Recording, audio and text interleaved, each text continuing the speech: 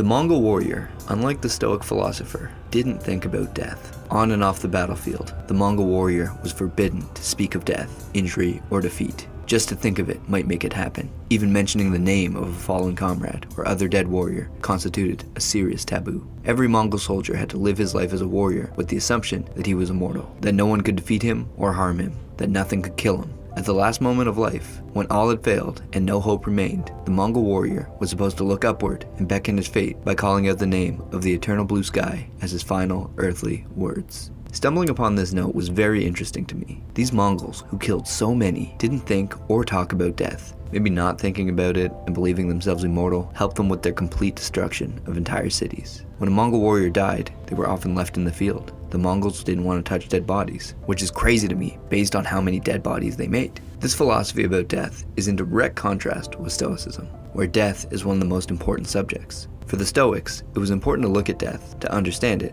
and recognize that it was no great evil, that the power within accepts death in a cheerful spirit, as nothing but the dissolution of the elements from which each living thing is composed. If it doesn't hurt the individual elements to change continually into one another, why are people afraid of all of them changing and separating? It's a natural thing, and nothing natural is evil. And so for me, it's an interesting dichotomy how different belief systems form around different topics. I've seen death as a major topic for Christians, Muslims, and Stoics, and it's also a major topic in Western culture, with our avoidance of discussing it. This lack of discussion around it shows how important it really is. But reading about the Mongol Empire was the first time that it crossed my mind that a culture that was so directly involved in the death industry could just turn a blind eye to it and pretend it wasn't a thing until the last possible moment. This is just something interesting I was thinking about, how we all have different thoughts about the same situations that we encounter.